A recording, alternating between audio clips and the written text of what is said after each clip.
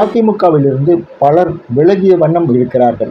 அண்மையில் முன்னாள் எம்பி அன்வர் ராஜா அதிமுகவிலிருந்து விலகி திமுகவில் சேர்ந்தார். லேட்டஸ்ட் வரவு மருது அழகுராஜ். அழகு தமிழ் பேச்சாளரான மருது அழகுராஜ் திருப்பத்தூர் சட்டமன்ற தொகுதியில் கடந்த 2021ஆம் ஆண்டு நடந்த சட்டமன்ற தேர்தலில் போட்டியிட்டவர். நமது எம்ஜிஆர், நமது அம்மா போன்ற பத்திரிகைகளின் ஆசிரியராக இருந்து கட்டுரைகள் பல தீட்டியவர். ஓபிஎஸ் நடத்திய தொண்டன் பத்திரிகையின் ஆசிரியராக தற்போது பணியாற்றி வந்தார்.